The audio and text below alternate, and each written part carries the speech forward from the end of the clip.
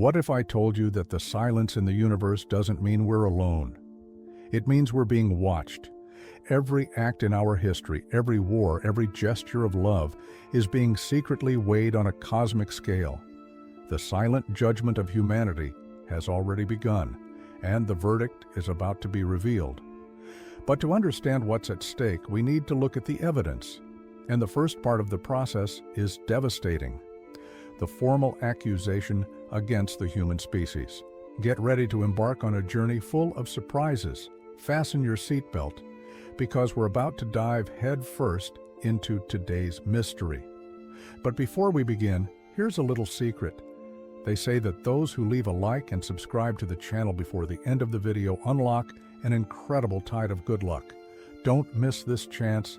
The best is yet to come.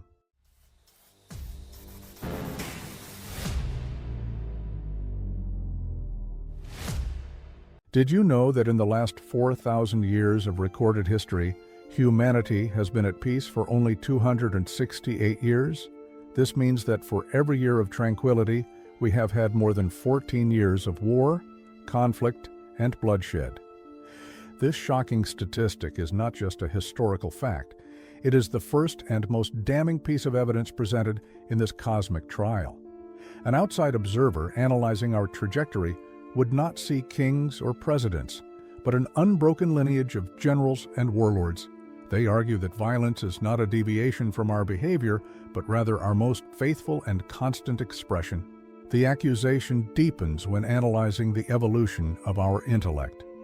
While other species developed sharper claws or more potent venoms, humanity channeled its genius for a single dark purpose: the efficiency of death. We went from the chipped stone to the spear, from the sword to the cannon, and from the cannon to the atomic bomb in a cosmic blink of an eye. Every scientific breakthrough, every new discovery was quickly adapted for the battlefield. Our intelligence, the very trait that should elevate us, was transformed into the ultimate tool of our own annihilation, proving that we are the most brilliant and dangerous architects of our own ruin. The turning point, according to the cosmic prosecutors, was the industrialization of conflict. The world wars were not just battles, they were assembly lines of death. Factories that produced cars began to produce tanks, and human progress was measured in how many lives could be snuffed out per minute. War ceased to be a confrontation between armies and became a total assault on civilization itself. Entire cities, with their art, culture, and history, were turned to dust and ashes. This was the moment humanity proved that, in its quest for power, it was willing to wipe itself off the map.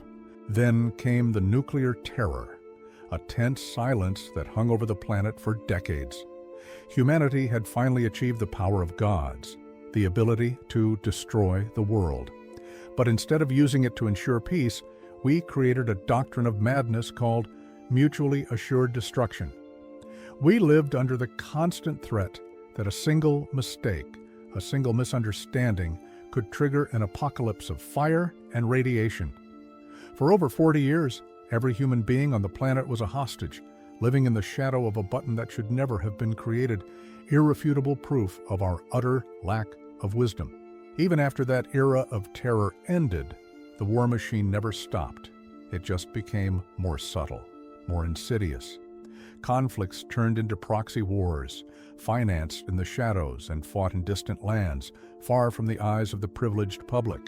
Peace became an illusion, while the arms industry became one of the most profitable businesses on the planet.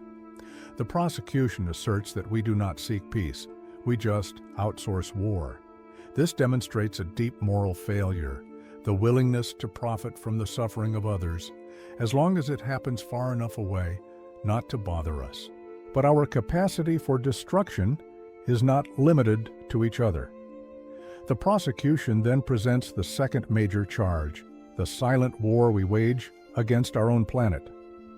While we distracted ourselves with our tribal battles, we began a campaign of annihilation against the only home we have ever known.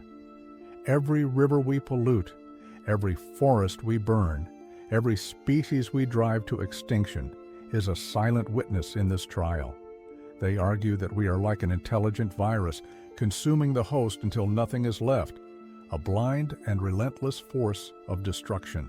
Look at the oceans, the cradle of life on Earth.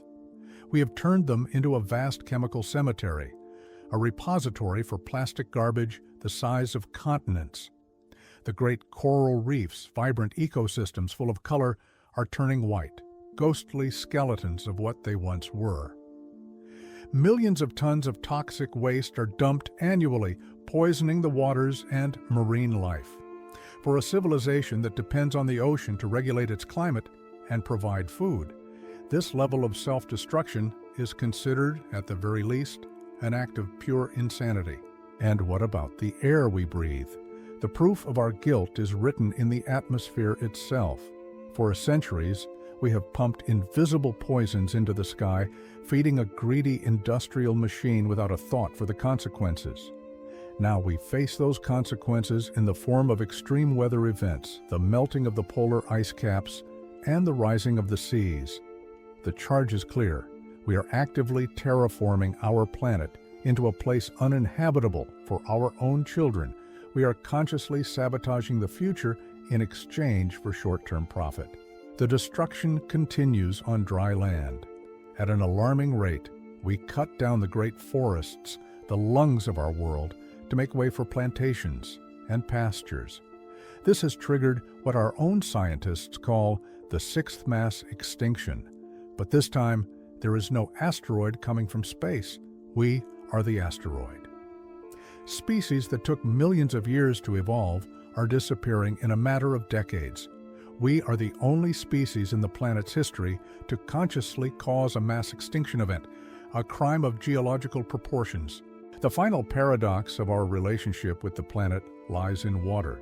We live on a blue world covered by oceans, yet fresh drinking water, the most essential resource for life, is becoming dangerously scarce.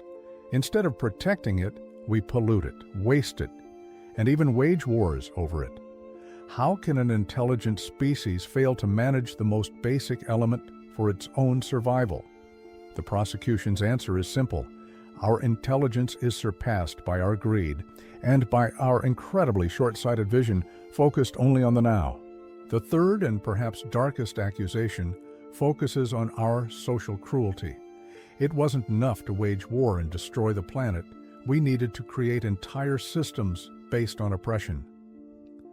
The history of humanity is the history of slavery, of caste systems, of apartheid, and of genocide. We built empires on the backs of other human beings, justifying the brutality with ideologies of superiority. This is not an accidental flaw in the system. For many of our civilizations, oppression was the very foundation upon which everything was built. Beyond active cruelty, there is the plague of indifference. We have developed the unique ability to witness suffering on a massive scale and simply do nothing. We can watch news of famines, disasters, and human rights violations in real time from the comfort of our homes and then change the channel. This apathy, this emotional disconnection, is presented as one of our most damning characteristics.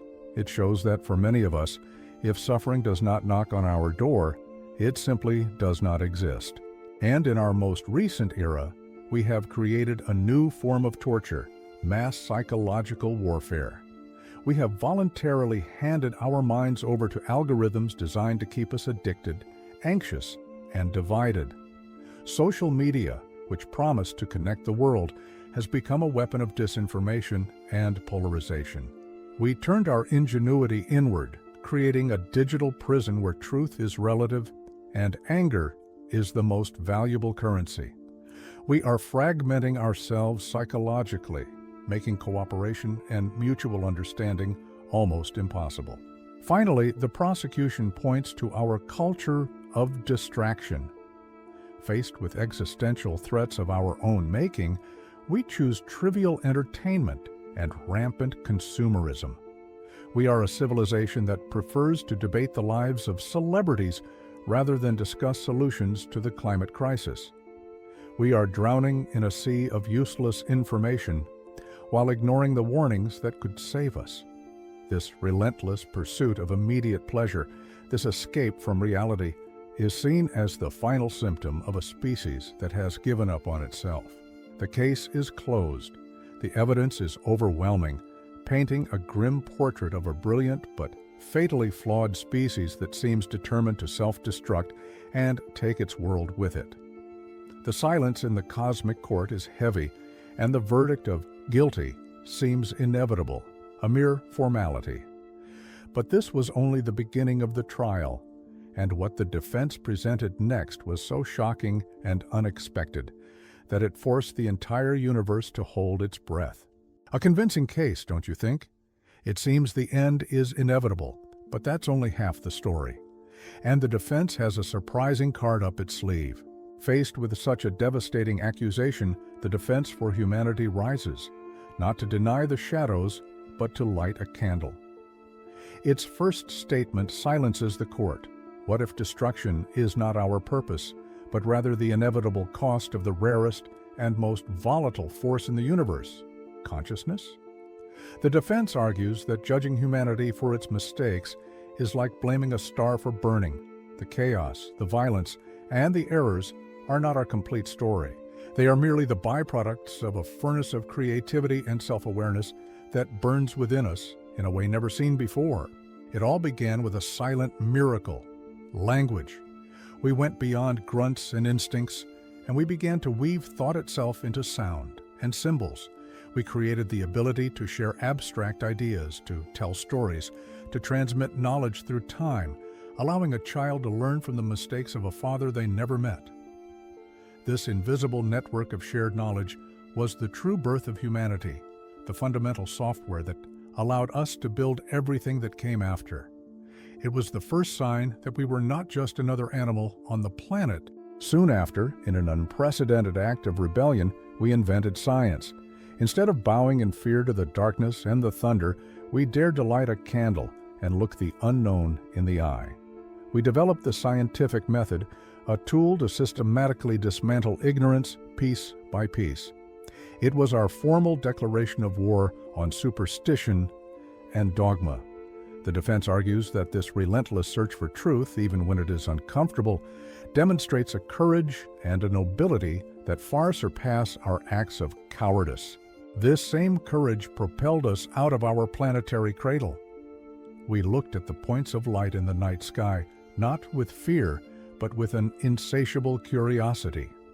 We mapped the stars, calculated their orbits, and in time, we learned to read the history of the universe in their ancient light. We sent probes to the far reaches of the solar system, carrying messages of peace and golden records with our music and our image. We were the universe's way of becoming aware of its own vastness and beauty, an act of purely poetic exploration. And then, we turned our instruments inward to the greatest of all mysteries, life itself. We deciphered the genetic code, DNA, the secret language that nature used to write every living being on Earth. This was not just a technical feat, it was humanity looking at itself in the mirror for the first time on a fundamental level. We managed to read the book of life, understanding its grammar and its syntax. The defense presents this as proof that our primary vocation is not to destroy, but to understand on every possible level of existence. But human genius is not only expressed in logic and reason. The defense then presents its second line of argument, the inexplicable creation of beauty. Why would a species struggling for survival spend precious time and energy painting the walls of a dark cave? Why would we carve figures from ivory or stone? Art, the defense argues, is proof of a transcendence, a divine impulse that defies the cold logic of evolution. It is the signature of the human soul left behind to say, we were here and we felt. Consider music, a language that needs no translation. How is it possible that mere vibrations in the air can make us feel joy, sadness, hope, or nostalgia? We have created everything from the tribal rhythms that connect community to complex symphonies that seem to touch the face of God. Music is proof that we are capable of creating harmony from chaos, of finding patterns of beauty in silence. It is a unifying force that crosses all cultures and all barriers we ourselves create. And when our dreams became too big to fit into songs, we built them in stone and steel. We raised pyramids that scratch the sky, cathedrals that seem to float, and cities that shine like constellations in the night. Our architecture is not just about shelter, it's about aspiration. It is the physical manifestation of our ambition, our faith, and our stubborn desire to leave a lasting mark on the world. Every great monument is an act of defiance against entropy and oblivion, a cry that our existence has meaning. Next, we mastered the magic of creating entire universes with nothing more than words. Through literature, we explored the depths of the human condition, giving voice to our darkest fears and our brightest hopes. Characters who never existed taught us more about ourselves than many real people. We built libraries that are, in fact, repositories of our species' collective consciousness, allowing a single person to live 1,000 lives and explore 1,000 different worlds without ever leaving their seat. In modern times, this creative explosion has been democratized. Art is no longer the exclusive domain of kings and patrons. With simple tools, billions of people can now compose, paint, film, and share their visions with the entire world instantly.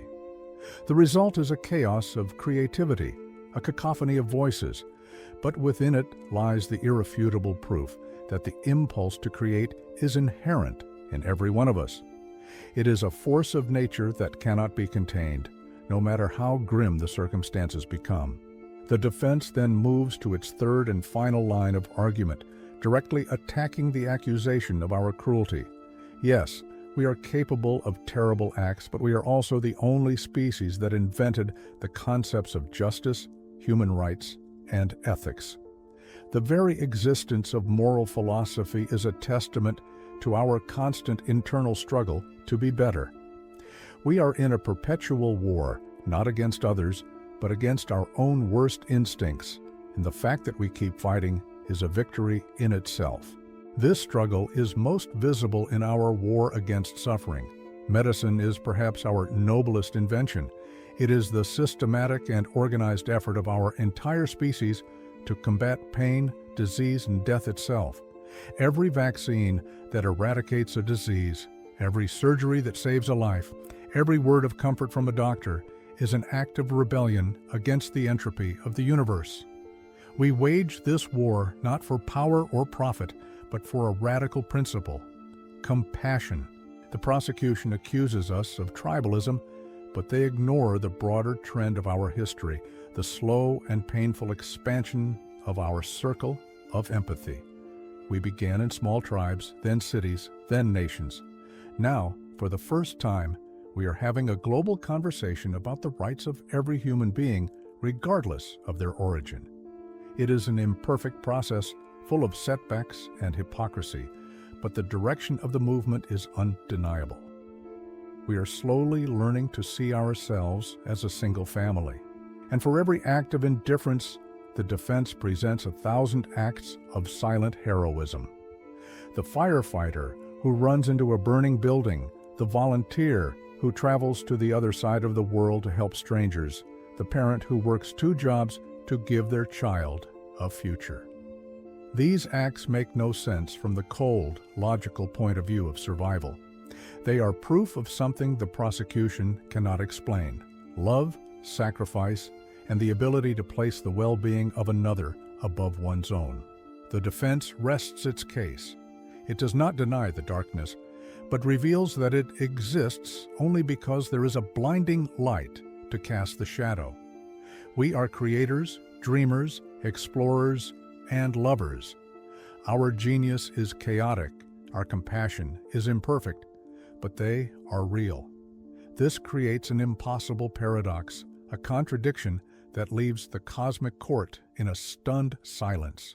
How can the same creature be both the monster and the hero of the same story? The answer to that question is the key to the final verdict. But neither our science nor our art, nor even our unpredictable chaos would be the final proof. The decisive argument came from something much smaller, almost invisible. The paradox explains almost everything. It justifies how our love can turn into hate and how our intelligence can be both a blessing and a curse.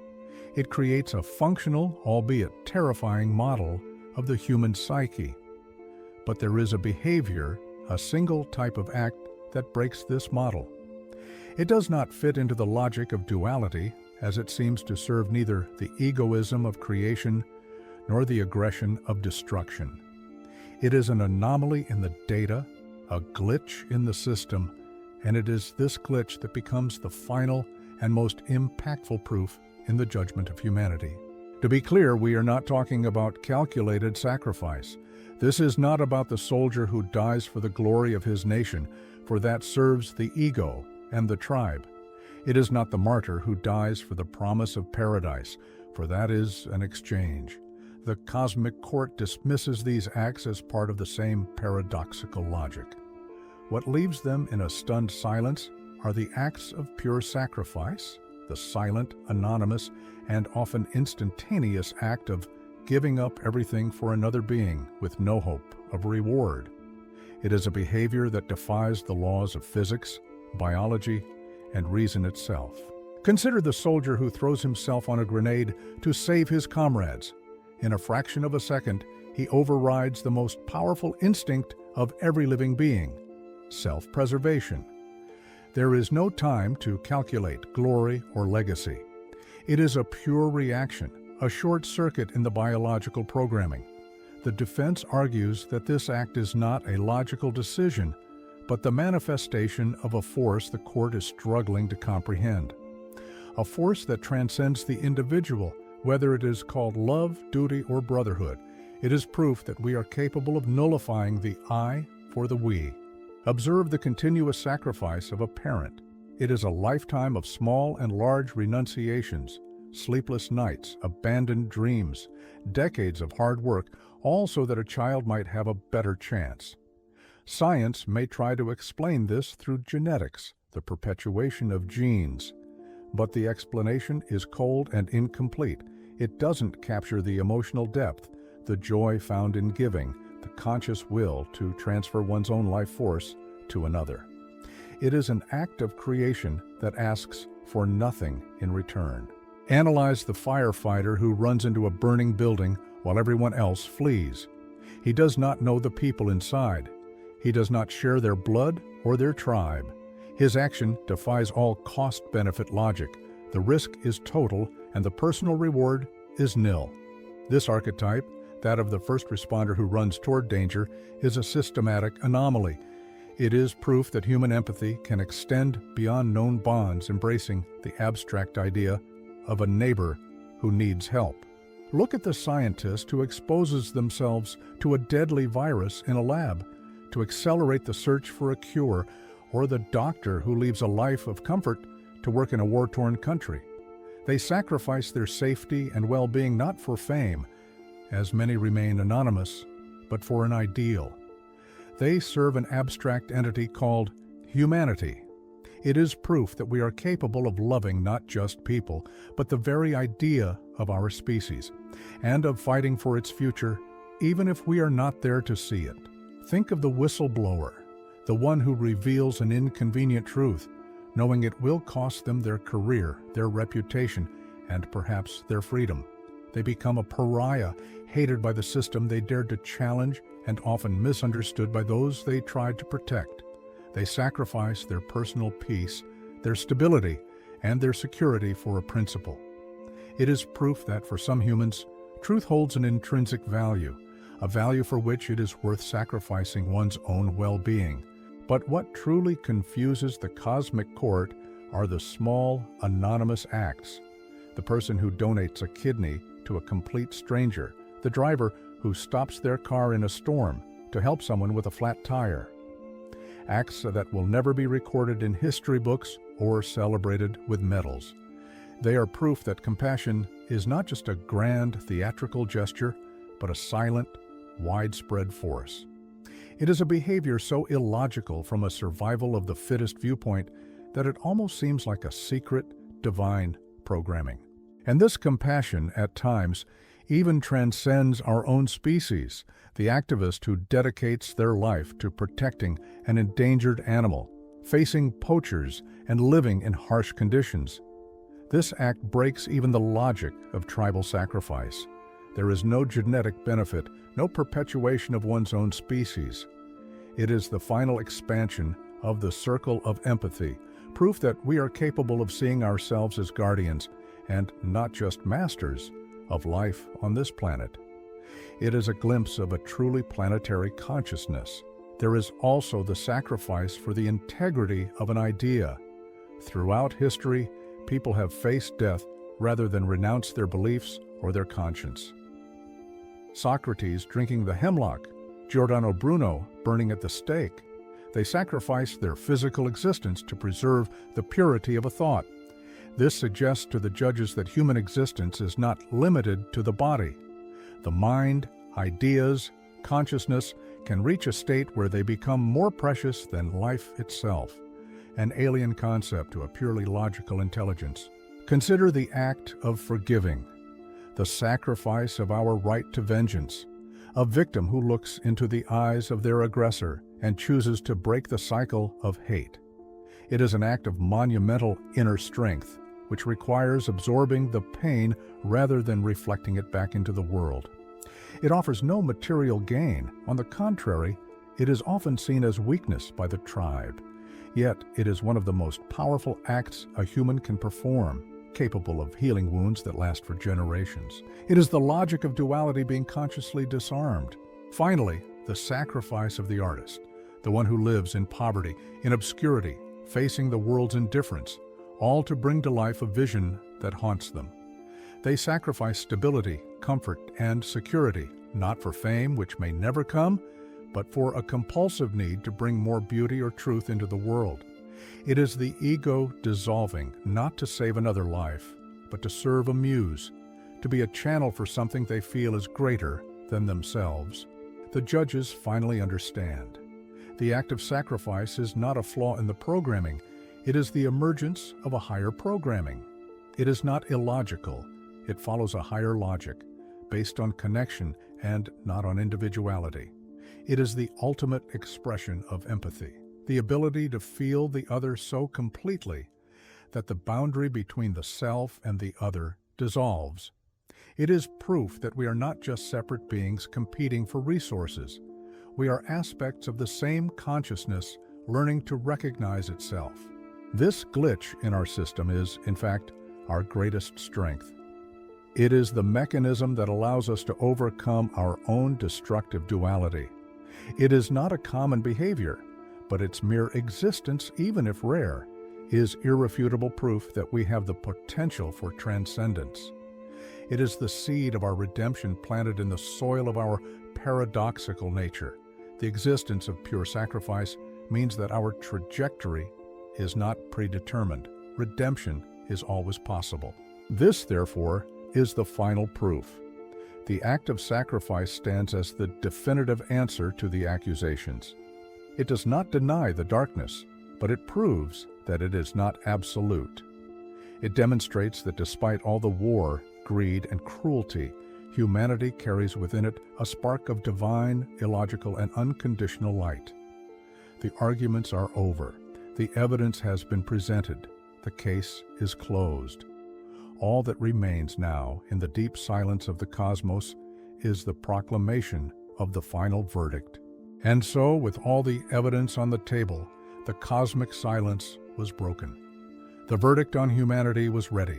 With the revelation of sacrifice, a deafening silence falls over the cosmic court. The scale that for eons weighed our crimes and our glories shatters, unable to measure the final anomaly. And then the verdict is proclaimed, not as a spoken word, but as a truth that floods the consciousness. We are not guilty. We are not innocent. The verdict is a single, shocking word that redefines everything. Unfinished. Humanity is not a final product to be judged, but a bridge under construction, suspended over an abyss of infinite potential. The judges explain their decision.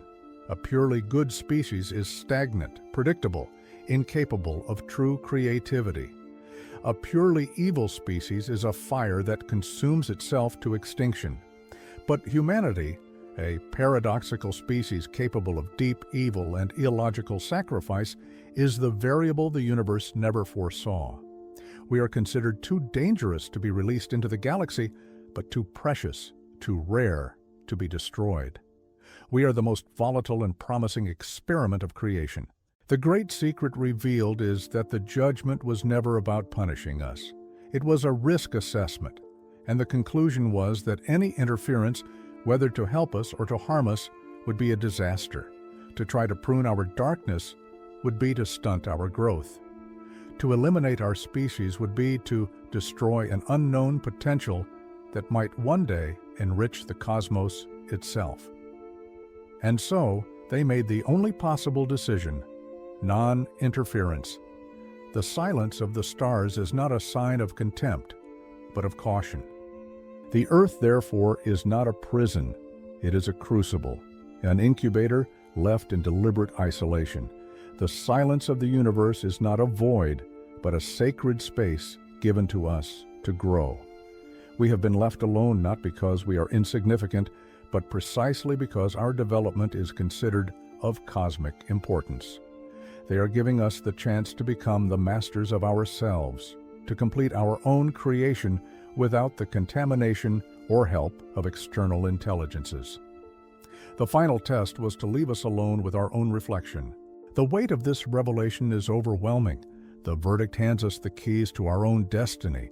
We are no longer children being watched by cosmic parents and waiting for approval or punishment. We are now the sole architects of our future. The responsibility is total and non-transferable. The power to reach a galactic future or to drown in our own darkness is, for the first time, entirely in our hands. The training is over. The real journey begins now. Every choice we make from this moment on echoes in the vastness of the cosmos. Every war we wage, every act of compassion we offer, every river we clean, every forest we save, is no longer just a human affair. It is a vote. It is a data point being added to our final thesis. We are writing the last chapter of our story, and the entire universe is holding its breath, waiting to see how it ends. There is no one left to blame or to save us. This recontextualizes the Fermi paradox in a terrifying and inspiring way. Perhaps advanced civilizations do not contact us because they too have passed their own judgment. They understand the most important rule of the universe: premature contact is a form of destruction. They wait for us to reach maturity, to resolve our internal paradox, and to become the kind of species worth talking to. The great silence is not an insult. It is a goal. It is the final challenge. And what does it mean to finish ourselves? It doesn't mean eliminating our darkness, an impossible task. It means understanding it, mastering it, and placing it in the service of our light. It means consciously choosing empathy over tribalism, cooperation over conflict, long-term wisdom over short-term gain. It means healing our planet not just for survival, but as an act of spiritual maturity. It means becoming the ancestors our galactic descendants would be proud to know. This burden does not belong to leaders or governments alone. The verdict is personal. It falls on the shoulders of every individual. Every choice you make, no matter how small it seems, is your contribution to the final outcome. The way you treat others, the information you share, the causes you support. You are not just a spectator in this cosmic drama. You are one of the protagonists with the power to influence the plot every second of your life. You are, at this very moment, casting your vote for the future of humanity. We must, therefore, live in a new way. We must act as if every thought and every action were being watched, not by an external judge, but by our own highest potential. We must see ourselves as a species in transition, with one foot in the mud of our animal origin and the other feeling for the steps of a higher consciousness. The question was never about what the aliens think of us. The question has always been about what we think of ourselves. The great mystery of alien contact in the end reveals itself to be a mirror. The search for life out there has always been an escape from the harder task, finding the humanity within us. The question, are we alone, is a distraction. The only question that truly matters, the only one that can save us or condemn us, is, who do we choose to be? The answer is not in the stars, it is in our hearts, in our minds, and in our hands. Remember this the next time you look up at the night sky. The future is not written in some ancient prophecy or cosmic plan. The stars are not our masters, they are our audience. The greatest and most unpredictable story in the universe is being written right now, not by gods or by forces of destiny, but by 8 billion flawed, paradoxical, and brilliant authors on this small, pale blue dot. We are the story. This is, of course, just one way of interpreting the Great Silence, a theory that tries to make sense of our chaotic nature and our place in the cosmos. But the universe is vast and full of other mysteries, other clues hidden in ancient texts and scientific anomalies that may point to entirely different conclusions, perhaps even more surprising ones, about our true purpose and our true origin. The search for answers is far from over. The judgment may have reached a conclusion, but our story is just beginning. If you believe that humanity is more than the sum of its mistakes and want to explore other enigmas that challenge our understanding, subscribe to the channel and turn on notifications so you don't miss our next investigation. The final question is now yours. What do you think our true verdict should be? Leave your opinion in the comments below. The conversation and our evolution continue there.